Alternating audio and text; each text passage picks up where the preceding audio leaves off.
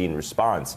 Over in Florida, Governor Ron DeSantis has declared a public health emergency after 2 people tested presumptively positive for the virus, meaning they have been tested positive by a public health laboratory, but the results are pending confirmation by the CDC.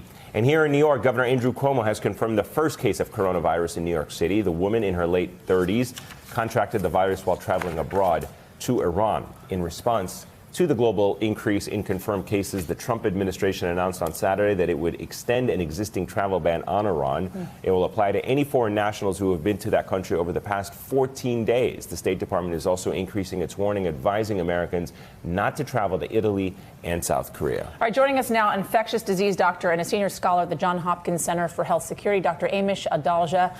Doctor, thanks so much for joining us on this. We have some new confirmed cases in the U.S. jumping just this weekend from 65 to 88 as of last night, the last case being confirmed right here in New York City. Do you believe health officials around the country right now are prepared for what is to come? I do think that we've been saying, like we've been saying from the beginning, this isn't a containable virus, and we can expect to see cases all over the United States and more community-based spread.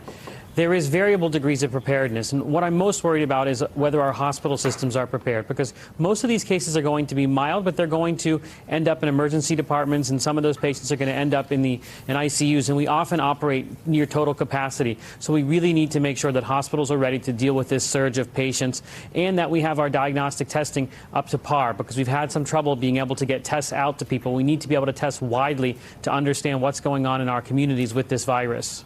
Doctor, let me pick up on that point. Testing widely, because this is the concern a lot of people have right now. The Washington Post is reporting on a new study. Researchers say the virus may have been spreading undetected in Washington state for the past 6 weeks, possibly infecting scores of people. How likely is it that this virus is perhaps spreading in other states, in other parts of this country, undetected?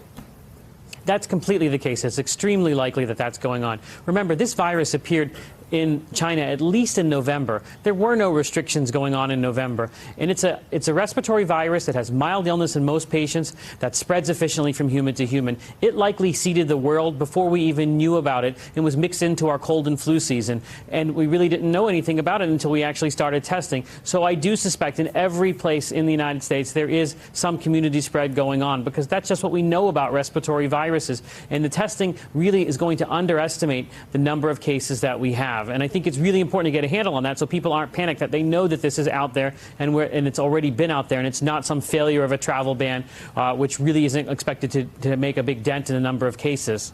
So let's go with that for a moment, because there is this debate over a medieval approach to containing this disease versus a kind of more new age approach. And the medieval approach being closing off borders, cordoning off towns, some of which China has implemented. And some experts say that is what has contained the disease and given the U.S. about a month-and-a-half jump on this whole thing. What do you think is the best approach going forward? Right now, we have to move from this idea that this virus can be contained to one of mitigation, preparing our healthcare systems, increasing diagnostic testing, increasing vaccine development, antiviral clinical trials, public health communication. That's where the scarce public health resources need to be focused, not on travel bans, not on quarantine, really just moving away from containment, because this is something that's going to be like 2009 H1N1, which is going to spread, and we need to get ready now while we have the opportunity. So, Doctor, if you are saying the closure of borders may not help, or containment, and we need to shift away from containment, is there any point in shutting down schools, in canceling large gatherings like tech companies have canceled some of their big conferences, and all these types of events that we're seeing around the world that are essentially being canceled? Like even in Saudi Arabia, the pilgrimage, I believe, the annual pilgrimage is being reduced and prevented from having a lot of stopping flights into the country, as the federal government already has. Is there any reason to do these things?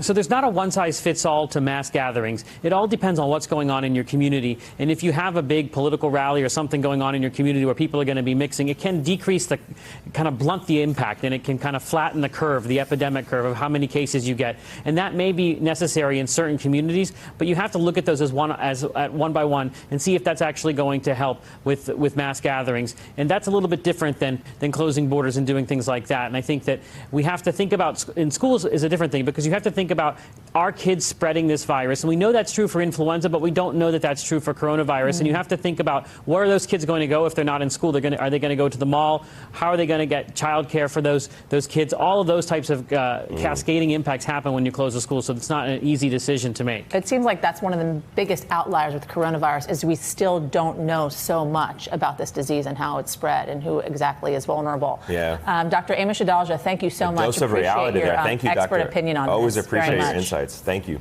Hey there, I'm Chris Hayes from MSNBC.